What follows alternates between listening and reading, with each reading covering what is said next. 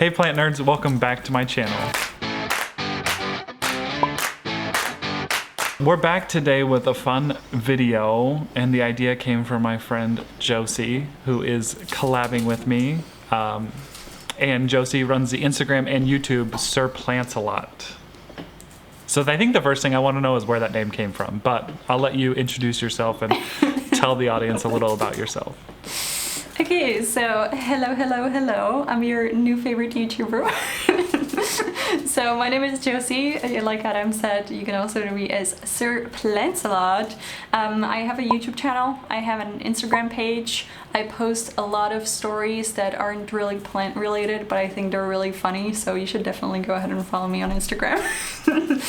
And yeah, the name actually came from, well, just me wanting to have a plant-related name, really. Yeah. And I really like puns, and I was like, ooh, Sir Lancelot. I could make that Sir Lancelot. It's kind of awkward because, like, I identify as a female. Nobody has to, like, dwell on that. I certainly don't, so it's all good. Yeah. You know, that's funny that the pun was Sir Lancelot, because in my head, there is like I think there's a rapper in the United States called Sir Mix-a-Lot, or maybe that was like a song. And so that's where I thought it came from. Yeah. But yours is better. Isn't that the I like big butts and I cannot lie? Isn't that? Yes, it is. Song, yes. Yeah. I think mine is better as well, if I may say so myself. How did you get into plants? Like, I guess, what's your origin story with your plants? Right, so I'm one of the basic bitches that started during the pandemic. I'm not one of the OGs like Adam. Yeah, it really just started as a way of me wanting to decorate my room, because I was like, I have to spend all of my time in this room from now on, because back then I lived with other people as well, which never doing that again. But yeah, I was living on my own and I had a tiny room. I was renting student accommodation, and those typically aren't very aesthetically looking, I suppose. So I just thought, you know what? What's a good way to decorate a room on a budget without having to paint or anything? Plants! And then, because I was home all the time because of the pandemic, I just started like watching YouTube video after YouTube video of just plants, and you know, started with Plantarina, and then I slowly moved on to Nick Pileggi and you know, all the other OGs. But yeah, that's kind of how it started, and I got like one plant and two plants, and then it was like 100. Here we are now, I guess. It was definitely one of the best decisions of my life, because the people that I have met through the plant community, such as yourself, even though I kind of made you meet me, but no. Yeah, I don't know, everybody is so nice and everybody is so kind, and we all have a, you know, thing in common, which is plants, and we all love plants, so yeah, it makes for a really nice community. I feel like what I've found with the community is that we're all very akin in how we think, and a lot of us are probably introverted. I don't know about yourself, so I'm not going to speak to you, but I'm definitely introverted. I am very introverted. Yeah. But because we have this thing that we all love, it like really aids in communication, because it's not like this awkward like small talk or what do you have to figure out. Like, we can start talking about plants and everything is just it's so easy, you know? Yeah, and everything else just kind of falls around that. Exactly. Yeah. That's how I, like, most of the plant people that I actually met in real life, like, that's how we started out. We just started talking about plants, and then it was just like, what's your biggest regret in life? Show me your trauma. You know? Let's talk about that. Yeah, we can make a whole another episode about that, I think. And I do want to, I don't want to correct you, but I want to go back to what you said about being a basic bee, and that you started during the pandemic. And I always think about it as like, I'm not saying you said anything wrong, but no matter how you got started, like we went through a traumatic time. Like, no matter how you put it, that episode in our lives for collectively was traumatic. And if that's what led you to plants, I don't care. Like, I don't think that that's basic at all. Like, we were all just, some of us still are struggling through this, and these beautiful babes help. Like, I can't express how much they've helped me in my journey. So Yeah, Yeah. you'd be proud that you started during the pandemic because you could just be sad and lonely in a white-walled room, you know? Exactly. And you changed that. Yeah, I chose not to. Yeah. Yeah, I think you're right. I mean, when I say like, I don't really use the term basic bitch like seriously, just because Yeah, I know, I don't really, I'm not that person anymore. But yeah, it's how most people started out. So it's, you know, Yeah. whenever you ask someone, like 2 out of 3 people are gonna say that they started during the pandemic, which is kind of fun for me because like I have noticed that a lot of people around me that have started at the same time, like we kind of go through the same progression, as in like we are all starting to get into Hoyas at the same time, so it's kind of like, you know, we're kind of growing together as a community and I'm loving it. It's so much fun. Yeah, I'm trying there to you think. go. I'm trying to think of when I followed you. I think it was after you submitted your voice message for. Was it after you submitted your voice message for, or was it before that? Sometimes I don't even remember. I think it was before that. I remember Okay. very clearly because I was like, ah! Oh no. Yeah, I think it was before that. And Okay. like it happened and then I thought that I had dreamt it and I was like, that didn't happen. And then this one time I was like, you know what, maybe I should check. And it was there and I was like, wow. No, stop that. I mean, I don't think, you know, like for me it's, I don't know, you're like up there in terms of plant people on the internet, you know, so I was just very happy. Oh, that's sweet. That's Well, all I could say. I love your Instagram aesthetic because, you know, Instagram has went towards. Sorry, we're not even in the meat and potatoes of this video yet, but I just wanted to say this. A lot of Instagram points towards reels. You're very funny. Like, I think that you're just like a very funny person in general. Like, but I like how you set up your Instagram to like, it doesn't look like it's all reels. It looks like it's photos. It's like a little trick. I don't know. I love it. Yeah, because like for ages I couldn't really figure out how to make it work because like I used to post reels, but that was before you could change the cover of the reel that would like show up on your feed. And after I realized that you can change it, I was like, wow. Yeah, and I think a lot of people find my reels because they get like their attention is caught by the photo, but it's not actually the photo. It has nothing to do with the reel a lot of the time. So I'm kind of catfishing y'all. But I do make quite a few reels and I think they're quite funny, but you know, they are quite funny. Me. So make sure you go subscribe to her YouTube channel and also follow her on Instagram because you won't regret it. No, you won't, I promise you. Yeah. Well, one thing I think we need to mention, you're from the Czech Republic, you're from Prague, and you're currently living in the UK, but you're gonna trek back to the motherland.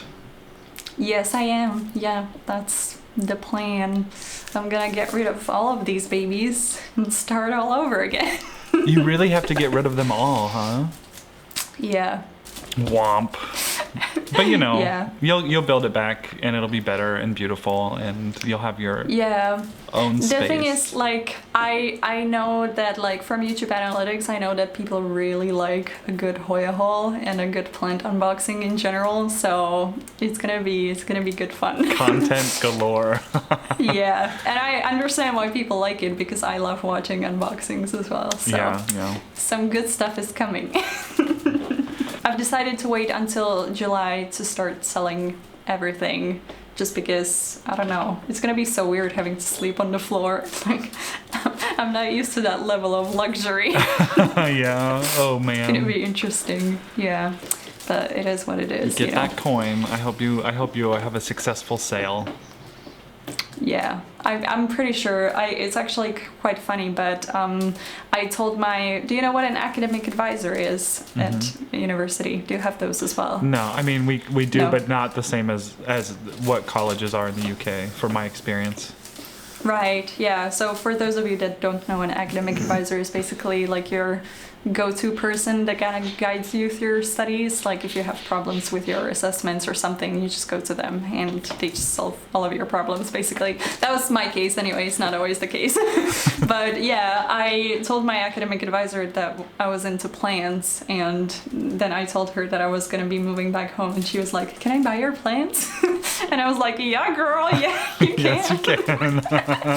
So yeah, my plants or my academic advisor is going to inherit most of my plants. So. Oh, well, at least you'll know where they are, and you can get updates. Yeah. And they'll be well taken care of. I haven't even told her that like I have a YouTube channel. I feel like people don't really know what to say when you tell them you have a plant YouTube channel, because they think like, who cares about plants? But like we care about plants, so it is a thing. I do. Yeah. The other day I had someone come into my house to pick something up, and they saw my ring light because I never put it away. Oops. But they were like, oh, are you a streamer? And I was like, no, I make YouTube videos. And they were like, oh, what kind? And I was like, plants. And they were like, plants? And I'm like, yeah, it's really popular, I swear. I wonder what they would have said if you would have said, oh, I do feet videos. They probably would be like, what's the name of your channel? Little Miss Piggy Toes. That's a good name. I'm saving that one. That's Nobody right. steal that name. Yeah. The video today, the doctor is in. It's gonna be like a Hoya doctor video. Josie has some questions, and I also asked Instagram if anyone had any questions. So we have a few of both. I'm gonna try my best, but again, I'm a nobody. I just have experience from my own experience, so I don't know if I'll be able to answer all the questions, but I'll try. That's all we can do. We can try. Can you stop with those self-deprecating comments already? No, okay, sorry. I know everything. Yeah, that's more like it. Love a confident king. We're basically doing this video on my request, because I was like, I recently started getting into Hoyas and I know nothing about them and I have so many questions. And we decided to turn it into a video, so you're welcome. Yeah. But yeah, thank you to Adam for taking the time out of his day to basically answer all of my questions, because there are so many. And there is a second video, which will be linked down below with all of the links to Josie's Instagram and YouTube, but we did a video on her channel, and it is kind of a Q&A, right? It was a Hoya superlatives video, but some Q&A in there too. Yeah, some interesting questions were asked. So go check that out too, after you watch this one. Yeah, all the way till the end. And hit the like button and comment down below and subscribe and hit the notification bell. Okay.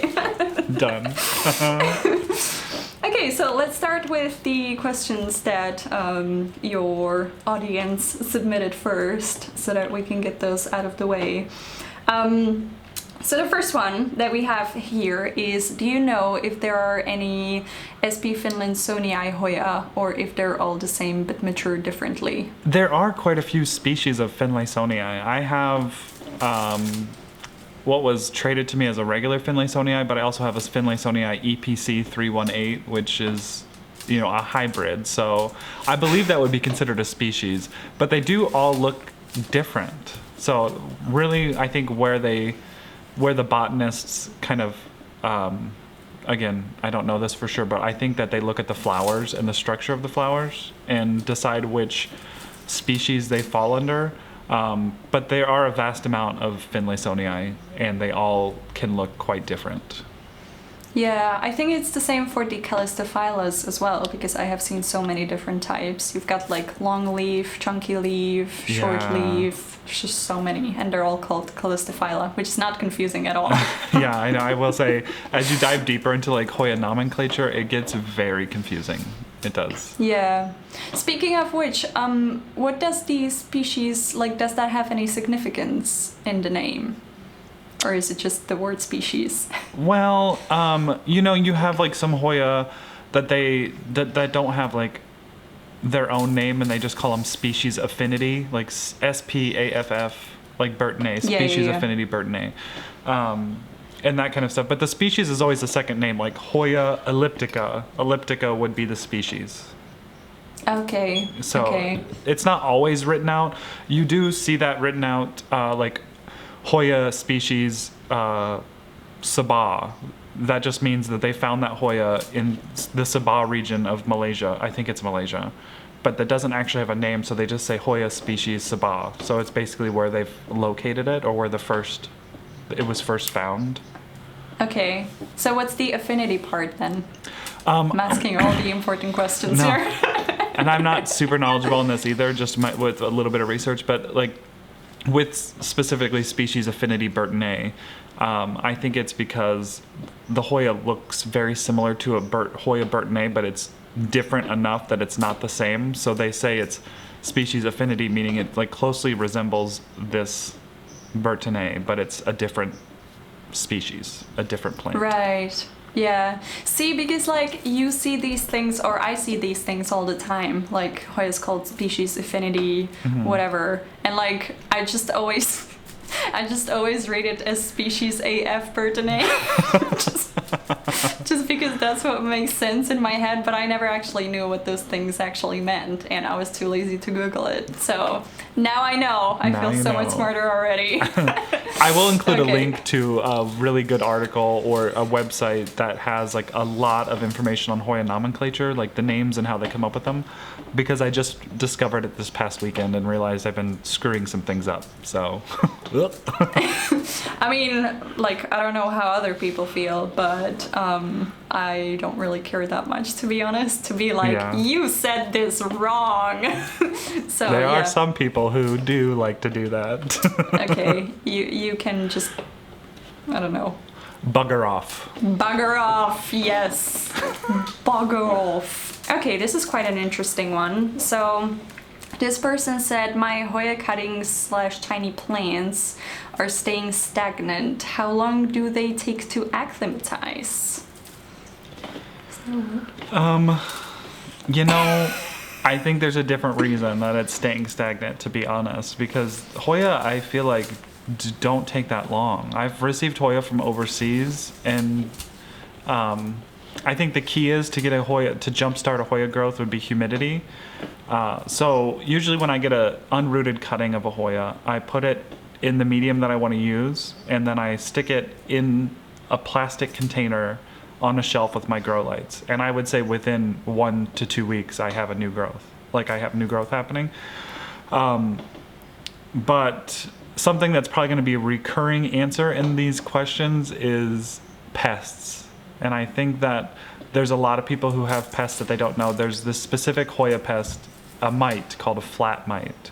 And the Swedish Hoya people have known about this for a long time. And I'm sure that there's people in the US that have known about it too. But these mites specifically like attack new growth, and you cannot see them with your eye. So you need a microscope or a very strong magnifying glass. But if you have a Hoya that's just not doing anything, but it has a nice root system, chances are it could have those mites, and they're not fun. Okay, so that's not great news. No, it's not. My question about that is it possible that some plants just take a little bit longer to just start doing anything? Because I've got a Hoya Grey Ghost that I've had for like 4 months and it hasn't done anything. And I don't think I ever like even saw a growth point that could be destroyed by said mites. Yeah. So what do you have to say about that? Well, I mean, and these particular mites, when they kind of inject a toxin into your plants when they bite into the plant material, so it might not necessarily mean that you have to have a new growth point for them to kill. Right. But I will say there are some Hoya that do take quite a long time. Some of the variegated Hoya, they do need brighter light, more bright light than you would assume, because there's not a lot of chlorophyll that's able to photosynthesize and like help it grow. So sometimes those like very splashy Hoya or really variegated Hoya, they just need a little boost in the light, and that should jumpstart it. Yeah, hopefully. I mean, 4 months. It's a long time. Yeah, it is a long time. So the next question is, when getting a Hoya in a medium that you don't prefer, do you change it? Yes, I do. I feel like you grow in hydro too. You grow pon, right? Like, yeah, mostly pon. Yeah.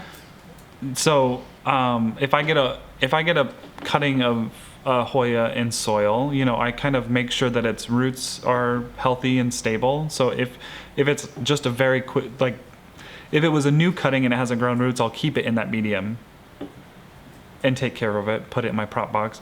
But once it's ready, I usually just take it out of the container and rinse off the roots, just like I convert any of my plants to hydro, passive hydro, leca, or pon, and keep it how I want it. So yeah.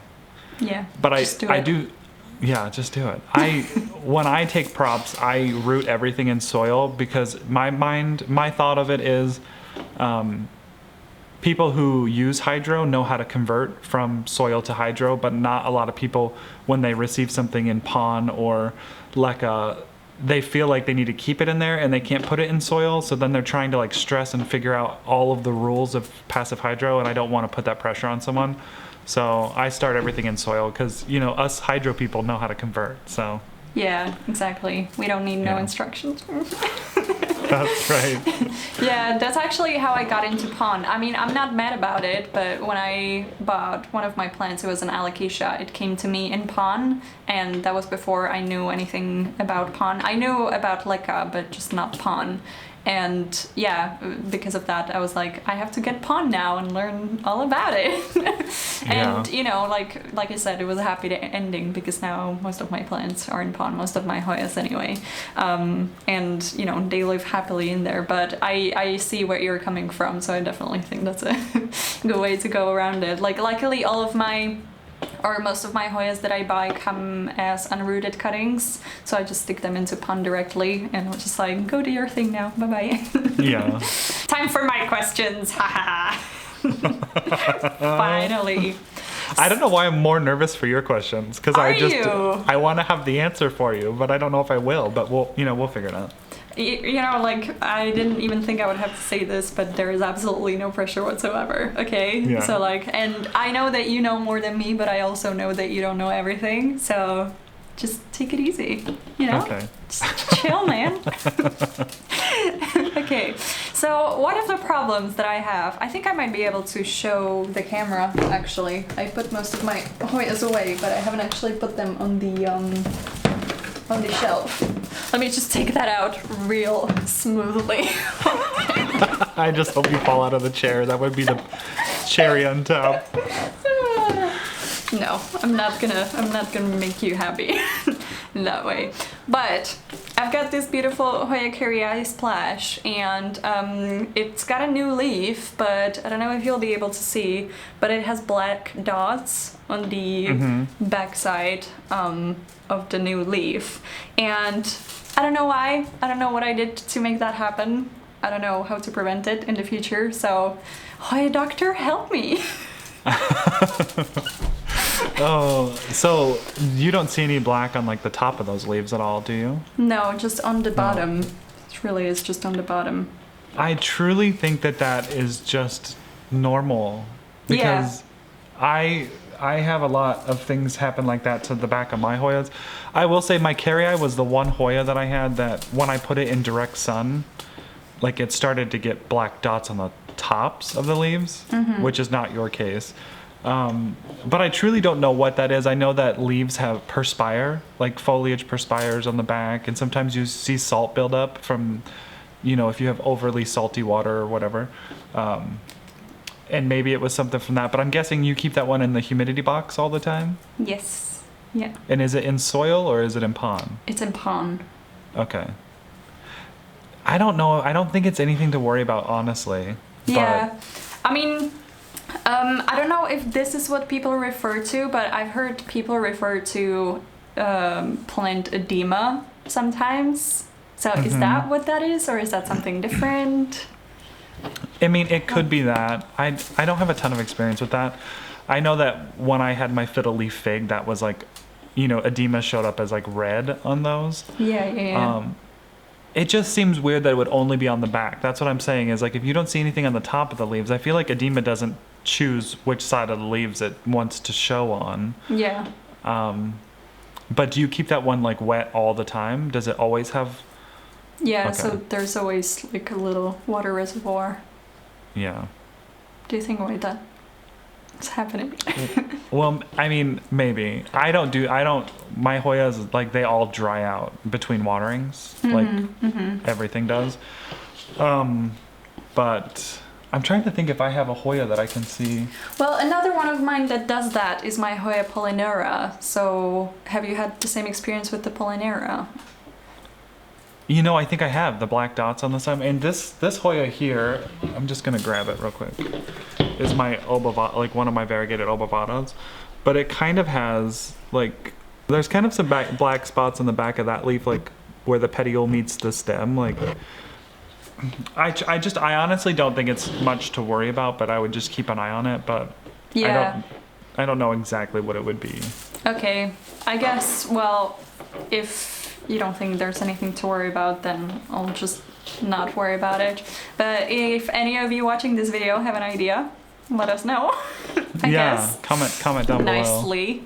Always keep it nice.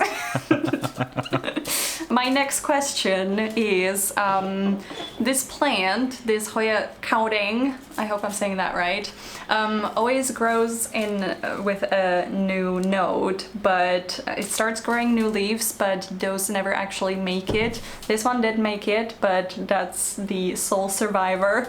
And every time the leaves start growing in, they eventually just fall off when they're teeny tiny. And I don't know what I'm doing wrong. I don't know why this is happening, and it is so frustrating. And now this plant looks like, kind of looks like, yeah, not gonna say that. But it looks ugly, let's just say that. You and I are very similar because like I would have a plant like that and I would be like, oh, it's so ugly. But I have a couple friends here in town and they're like, no, that's so pretty. But like to me, I'm just like, no, I don't like it. It shouldn't be growing like this. Yeah. What are you doing? It does look good. So you have that in soil, obviously, right? No, that's in pond? It's in pond, yeah. Why does it look like soil in the camera? Well, the phone camera. I think it's because of the sediments from the pond, actually. Gotcha. Yeah, but it is in pond, as you can see. Yeah. This is not Lechuza pond. This is like a British brand of pond that another company makes. So it looks a little bit different from the regular pond. Yeah. So, give me your knowledge. You're certain that there is not any pests on that plant? Like, do you have a microscope or something? I've got a macro lens. Okay. Yeah, so that's what I thought it was. I thought that it might be pests. I took a look at it and I couldn't see any. But if it is microscopic, like asshole mites, I wouldn't be able to see that with a macro lens anyway. So. No, I mean, you kind of could if you took it into like a dark room with like a flashlight, but it's hard. Yeah, I don't do that. Given that you have that new leaf, I don't know, there's a lot of reasons why like new leaves would blast, as that's what I say. I have it happen a lot. Mm-hmm. Sometimes it's like irregular water, or sometimes maybe it's getting too much water. I don't know. I had switched in my whole journey with hydro. I have switched to using wicking cords. So I'm just going to show you on this plant that I have here. But you can see there's like two little, because I've noticed that when I tried to keep the water at the bottom, like a lot of my roots were rotting and it was causing my Hoyas not to grow very well. Mm-hmm. So I don't know if you always have water down there, if there's a lot of roots down at the bottom of that pot. I don't think that's the case with this one because it doesn't really have a very developed root system yet. So it doesn't go all the way to the bottom. So I don't know, honestly. Yeah, I mean, if you're certain it doesn't have any of those pests and that if you don't like how it looks, I would cut it like right above the first bare node and then maybe root that one leaf and then you can have a fuller pot. Yeah, you know? And sell the cutting. Or sell the cutting. Yeah, or you can sell the cutting. You can make my 65 pounds back. But sometimes like Hoya like that, sometimes cutting them will like really jumpstart like growth points all over. you know? Yeah. So just with this plant over here, this is where the first node is. I don't know if you can see it on the camera as well, but this is where the first node is, and it has a leaf over here. So could I cut it above the leaf? Over here? Yeah, if you cut it there, then like the new growth would probably happen at the node where that leaf is coming out of. But if you cut it right above that first bare node, chances are the new growth will start from that bare node. From that bare node, right. Yeah. Okay, I see. I know what I need to do now. Should I wait with cutting before the leaf hardens off? This is something that I'm never like certain about. Because somebody once told me, well, this doesn't really apply to this plant, but somebody once told me that you shouldn't cut a Hoya if it has a young tendril, like if it hasn't hardened off yet, because this one is like, the top of it is green and the rest of it is kind of woody looking. So yeah, I don't know. Can you cut it off when it's still green, or should you wait until it's woody looking? You can cut it off. I don't think there's an issue, but if the leaf hasn't like fully hardened, if it's still like very floppy, sometimes I do let the leaves harden off. But that leaf looks like it's, I think at the point that that leaf is right now, if you cut it and put it in like water or pond, it'll be fine. It's good to know, because I've never really actually cut Hoyas before, so. Oh gosh, once you start, you just don't want to stop, because it's so fun to watch them. Yeah. Oh my goodness, don't even tell me that. Like, I'm the type of person that really doesn't like cutting their plants. Like, when I showed you my Dickinsoniana, like I had to swap that. Well, I didn't have to, but the person that I wanted to swap with, they said that they wanted a Hoya serpens cutting, and I was like because like I really wanted their plant, but I really didn't want to cut my serpens, and like every time I have to cut my plant for somebody else, I'm like, I really don't want to. So like, I don't know, maybe it will change with Hoyas, but currently I'm like, I do not want to cut any of you ever again, because I don't know, I feel like sometimes when you cut a plant, it just doesn't grow in, like it gets a little bit wobbly, the growth, if you know what I mean. Are you thinking like for aroids? Because yes, I would agree with you. That's what I was gonna say. Like if you cut a pothos, it kind of, you know, the new growth point doesn't grow like down, but it grows like to the side. So yeah, that's what I'm worried about with the Hoyas. That may happen with Hoya, but like your serpens will be fine. You won't even notice it. I mean, it's a wild serpens anyway. Like you can kind of see it behind you there. I don't know if your camera catches it, but I mean, even if it does grow sideways, you won't even know, because look at how those like tendrils are. Yeah. I mean, when I was cutting it, it wasn't as long, and you know, it didn't have this much growth, but so it hurt a lot more. Like if I was to cut it now, I would be like, yeah, okay, but I've got all this new growth going on. But when I was cutting it, like it only had a couple of these short ones, and I was just like so yeah, it would be fine with this one, but like with that's like my main concern with Hoyas, honestly, that like the new growth point would kind of be like to the side a little bit, and you know, I'm a perfectionist when it comes to my plants, and I can't have none of that with my plants. So I get you. I really think that cutting Hoya, I wish more people would do it, because it really does like jumpstart a plant. There are times where if I snipped off like the growing tip of one of my Hoya, it would start 3 different growing tips below to make it like a fuller plant, you know? Yeah. Just, I think I'm in don't that. Be scared. Yeah, I think I'm in that initial part where I'm scared to cut my plants. Like, not with, you know, like with pothos and stuff. I don't know, I'm a little bit seasoned with those, because I know that they're gonna grow back, but with the Hoyas, I'm just like, I don't want anything to go wrong. A lot is at stake, you know? A lot is at stake. Okay, so, yeah, this is, I don't know if you'll have an answer to this one, but it's like something that I'm interested in, and that is whether Hoyas can have a spent node. What do you think?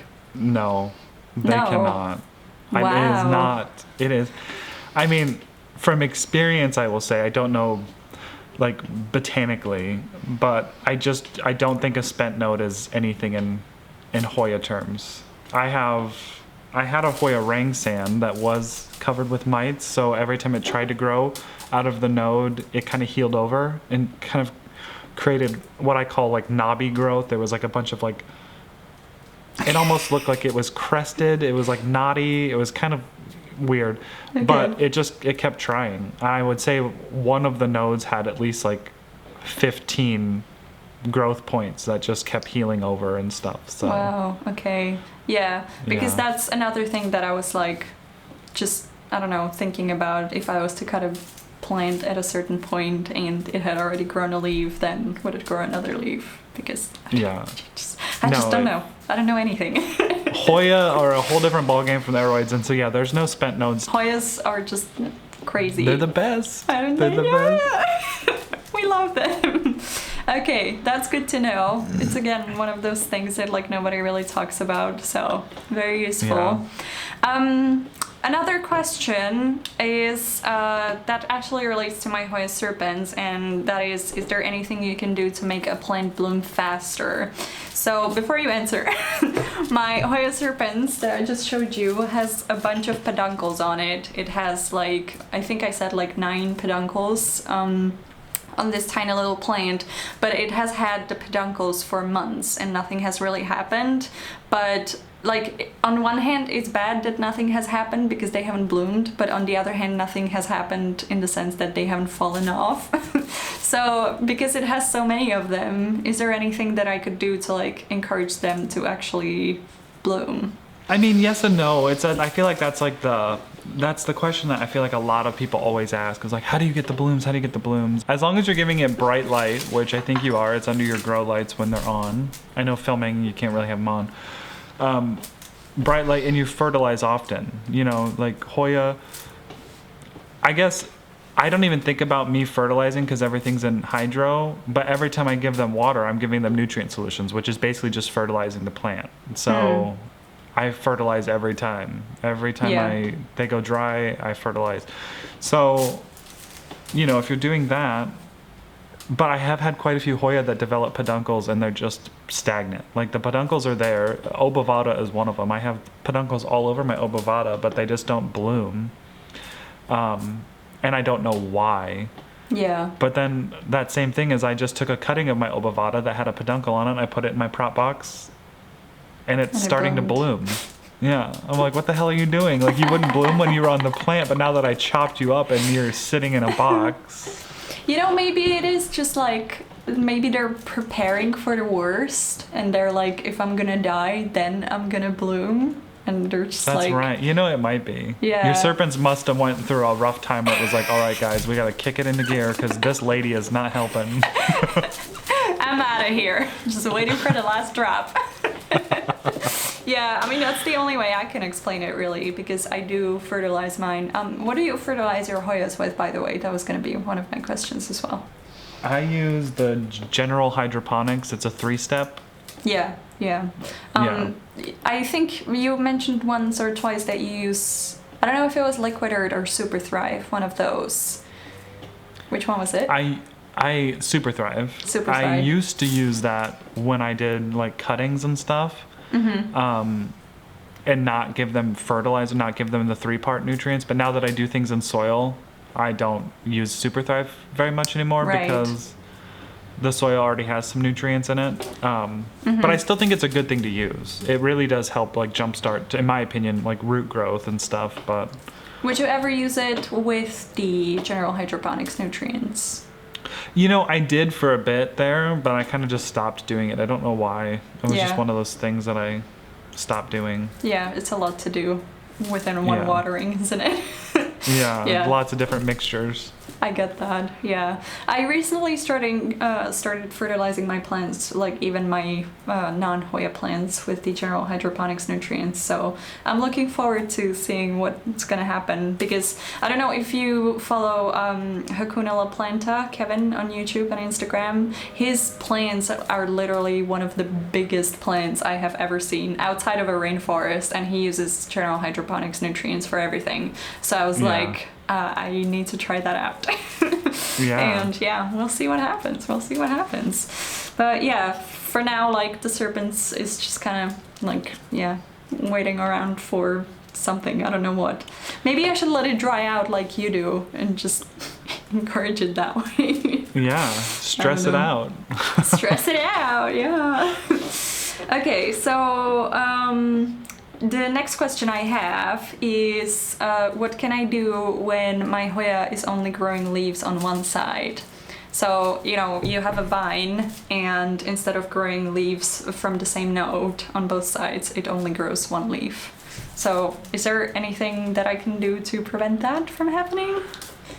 You know, I don't know, because I have that happen a lot too. I'm like looking at this one next to me, but it's like one of the leaves dries up and you can kind of just like tap it a little and it just falls off. Like, but if you haven't even got to the point where like a little tiny thing comes off, it could grow a leaf out there eventually.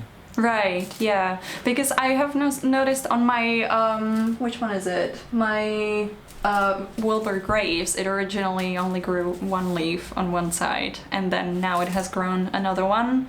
But it like waited for the next node to grow leaves until it grew the second leaf, which like, yeah, isn't it so strange that they do that? I know. Sometimes I have noticed that when I do give my Hoya a trellis, when it feels like the vine knows that it's secure, it will start that other leaf.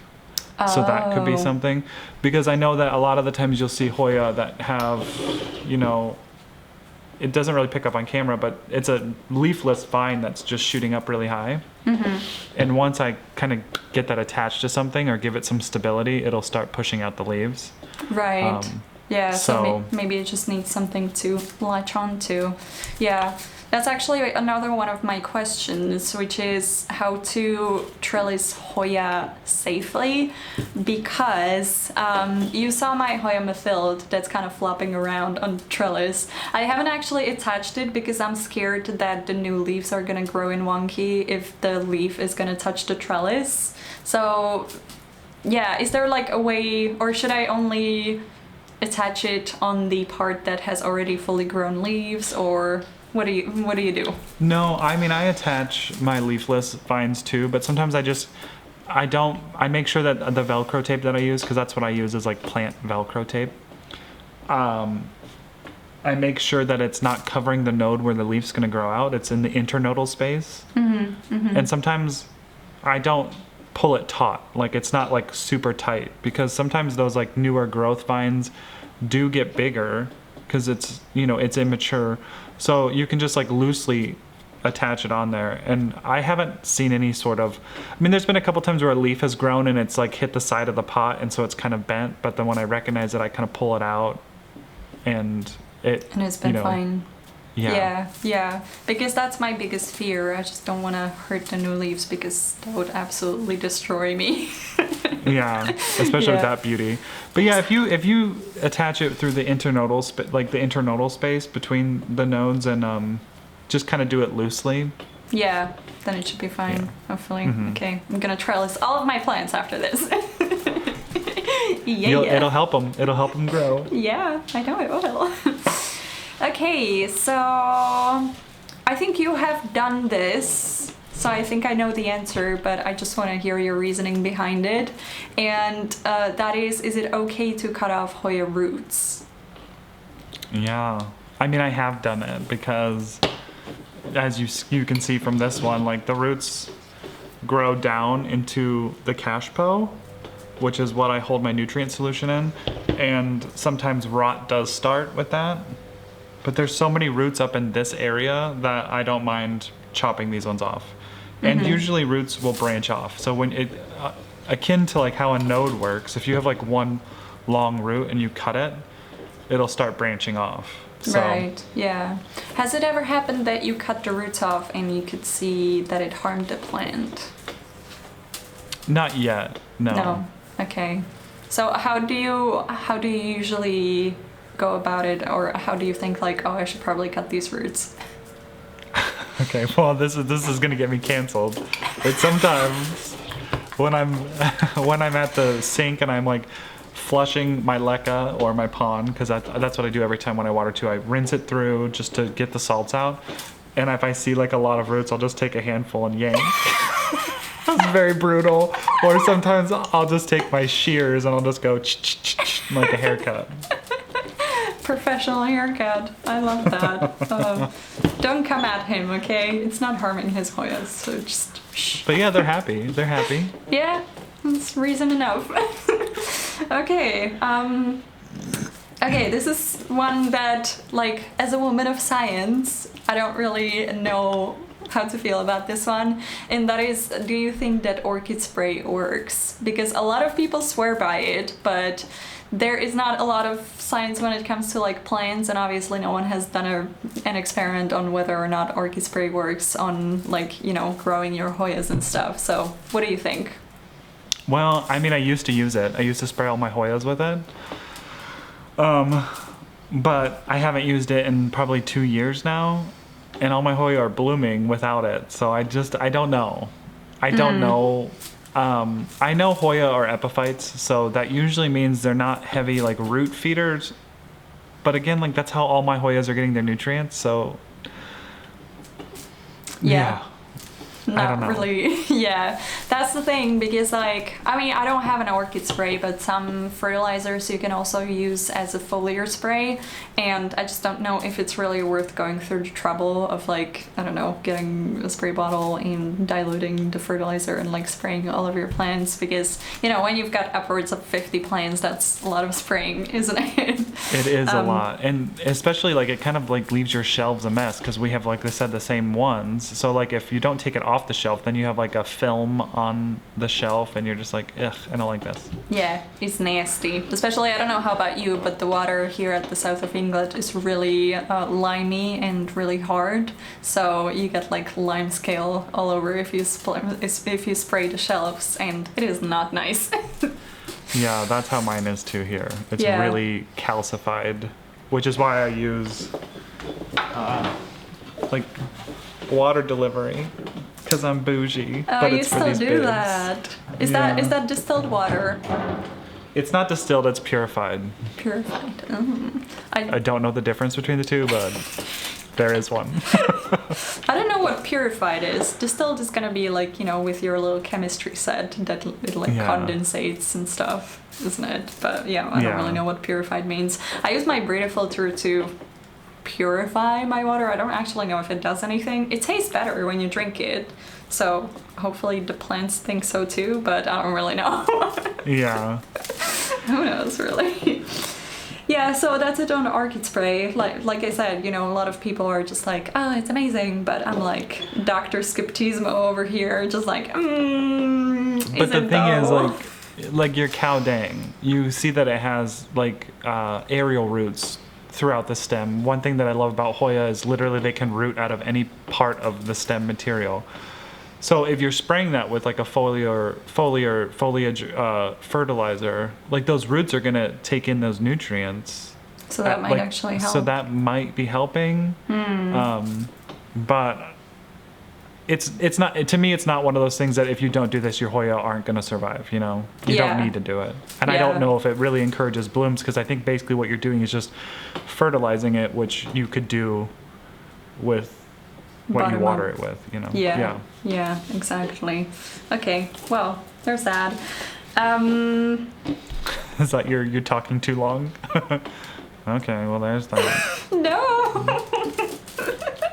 It's more like I don't really know how to end this. That question, I mean, not this whole recording thing.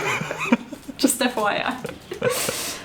Yeah, so my next question is, I think I already mentioned that as well, but my Hoya Crimson Princess is about to bloom for the first time, and it only has like developed blooms on one half of the peduncle, and the other half is not really doing much. So does that happen normally? Like, is there anything I can do to make the other half catch up, or what's going on? You know, that happens quite a bit with my Hoyas too. Like it'll be like you have your peduncle and it creates like this umbel of blooms, and there's like, you know, 6 or so of them that just stay like tiny and they just don't ever advance, while others get big like this. I don't know if there's anything you could do to prevent that, other than like if nothing drastically changed in your care while the plant was starting to bloom. But I think it's a pretty normal thing, so I don't think it's anything to stress about. So just be freaking happy that you have some blooms, all right? Okay. I'm just kidding. So when that happens, do you think the other half of the peduncle is going to grow in? Or is it just going to be the one half of the peduncle that's going to bloom? I think it's just going to be the one half. Because the ones that I've had, like sometimes the blooms start turning a different color, like they're dying like a yellow. And then if you just tap them with your finger, they fall off.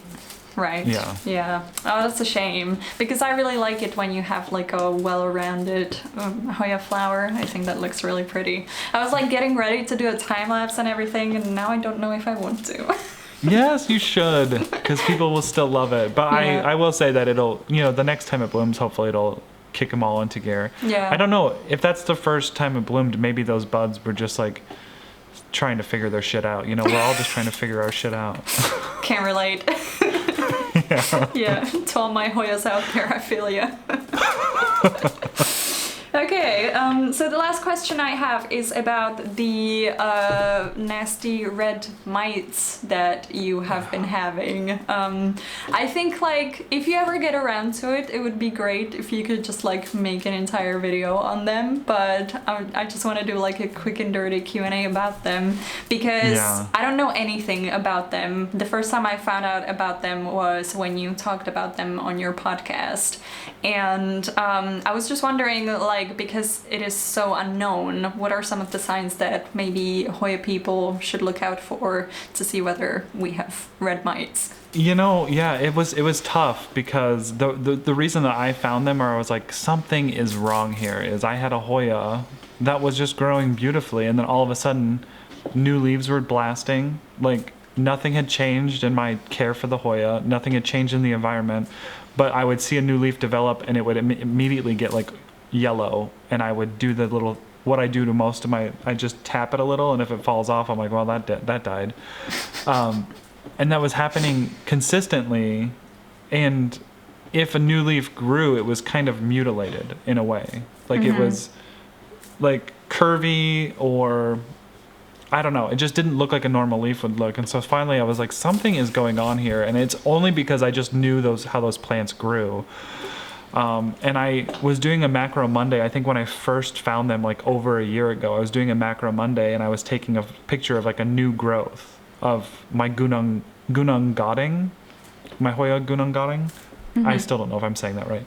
But I noticed these orange like shimmery things near the new leaf, and I was like, that's weird. And then I kind of like took my thumbnail and like scooched them a little, and then they started moving, and I was like, shit. Like, I don't know, because spider mites are easy to tell. They use their webs to protect their eggs, so and you always see them as well.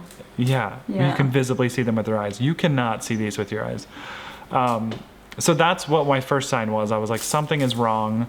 I also had the knobby growth, like where a new growth would form, and then it would scab over, and then another one would form and it would scab over, and I was like, this isn't normal. Like, this looks like a mutation of the Hoya, like it was crested, like cactus sometimes get crested. But I knew that wasn't really a thing with Hoya. It wasn't a common thing with Hoya. And so I got a magnifying glass and a flashlight and took it into my spare bathroom, completely dark in there, there's no windows.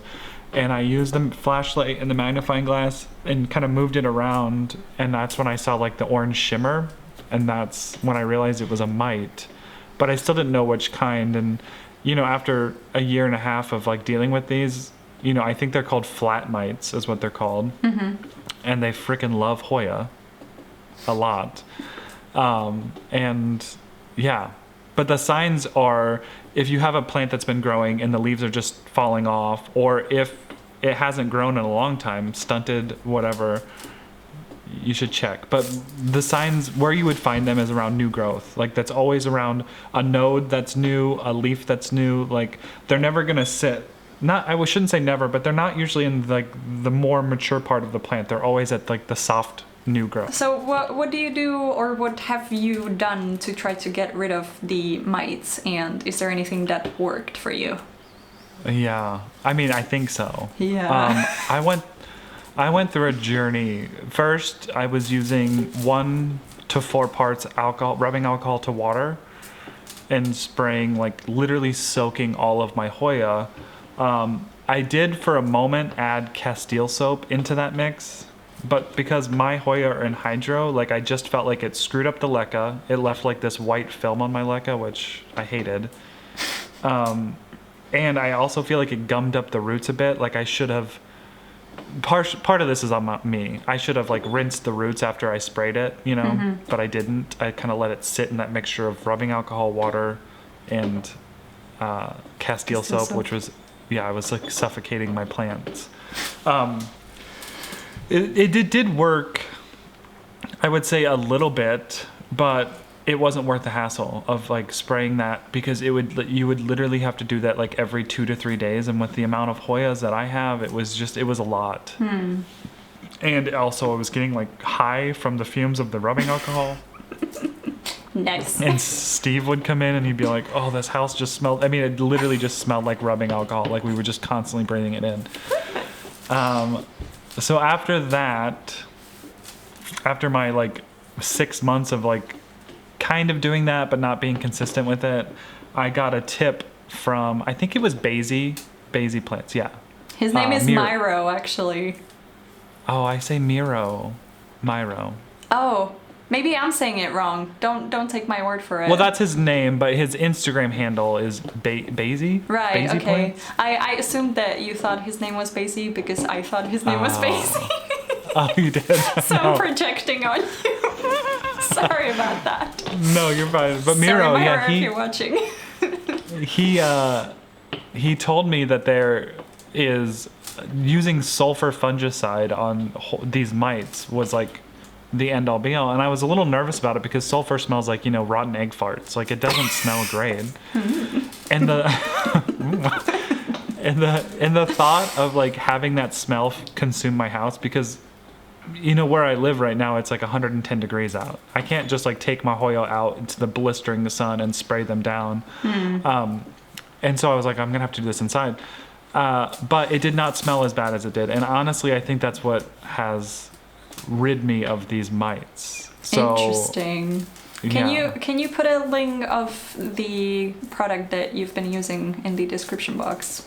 Because yeah, I can put it in the description box, but let me go grab it too so I can show you. Okay, yeah. So I don't know why, but for my whole life, and you'll appreciate this, I have spelled sulfur the way that the Brits spell sulfur. Sulphur. But apparently in the US we use an F, S-U-F. Oh. S-U-L-F. I didn't know that. But anyway, this is sulfur plant fungicide from Bonide, which is, it's a powder. So I have like one of those pump action sprayers.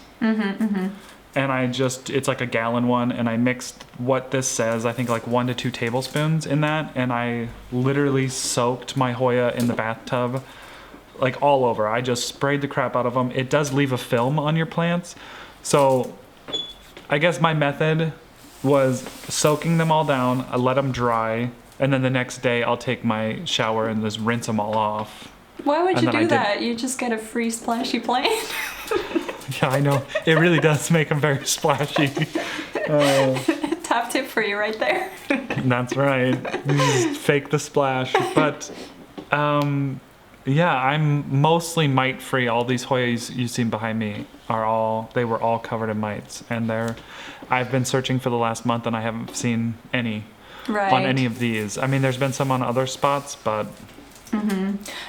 you recently, I don't know how recent this is actually, but I know that you tried out beneficial insects for the first time. Was that for the mites or was that for something else?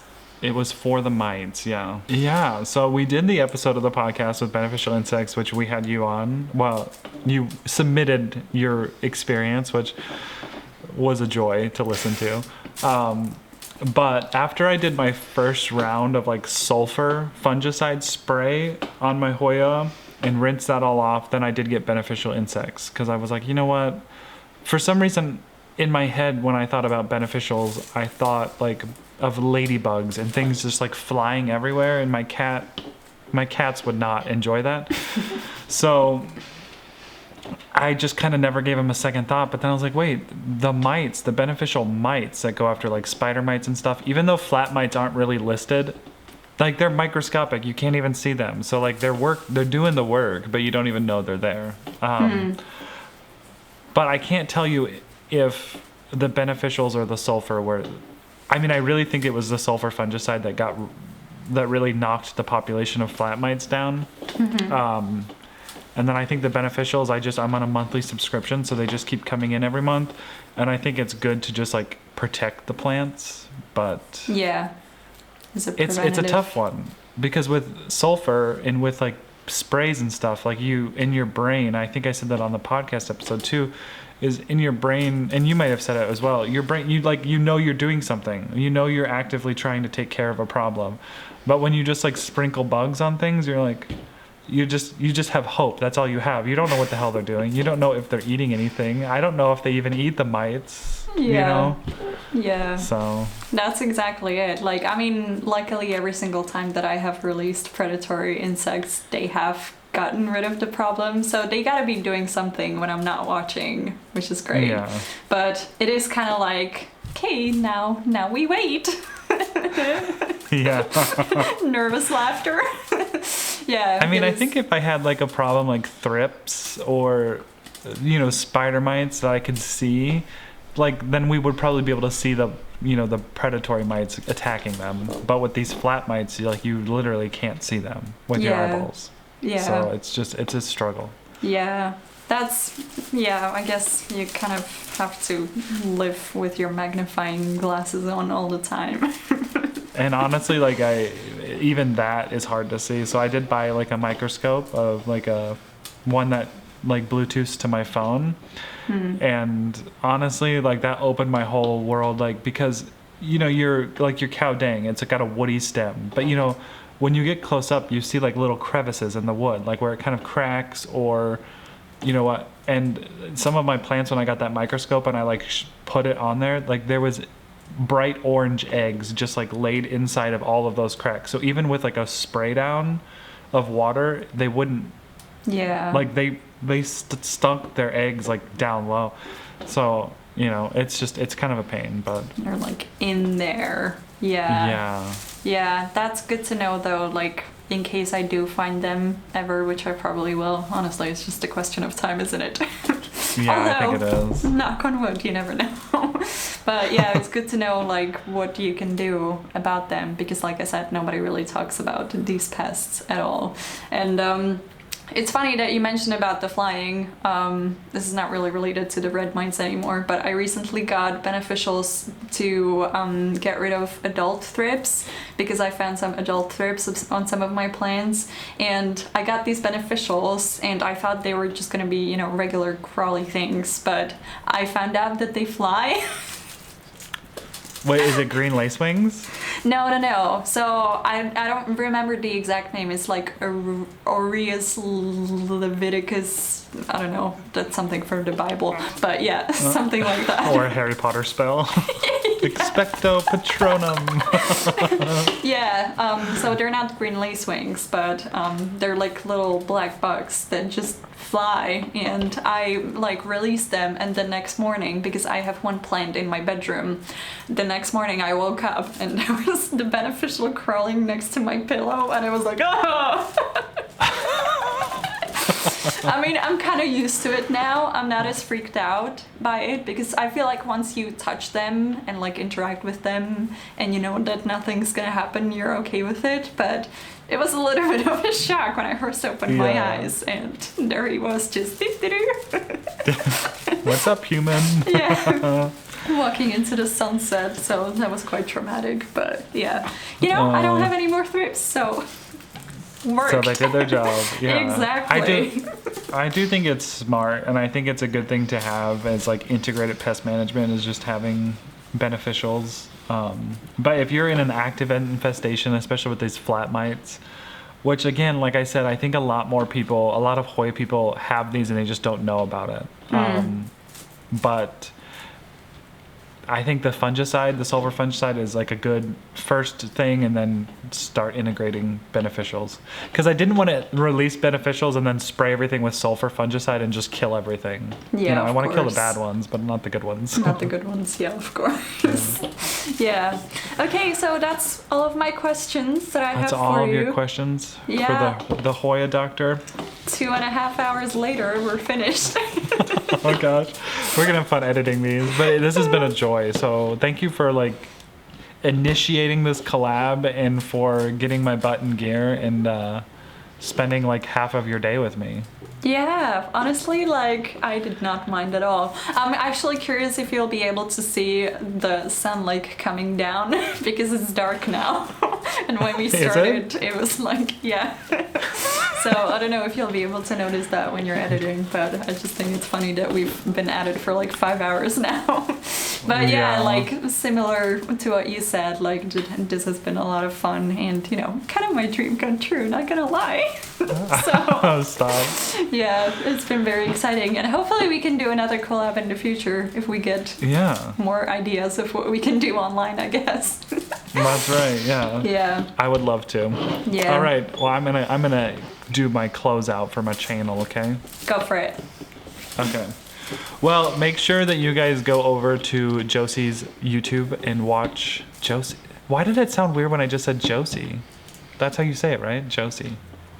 Yeah, well, some people say Josie with like a sharper S, and some people say Josie. I say Josie. Josie. It doesn't Josie. matter which one Josie. you say, just as long as it's not Josephina. Well, no, God. Well, Don't make do sure you that go to over to go over to Josie's YouTube and watch the other video that we did together, and subscribe because she's a joy. And thank you for spending this time with us. And as always, I appreciate you hanging out with me. Thanks for watching. Bye. Oh yeah. Do you not do a bye? No, I said thanks for watching, but you need to say bye, so I'm glad you did it. Okay, bye now.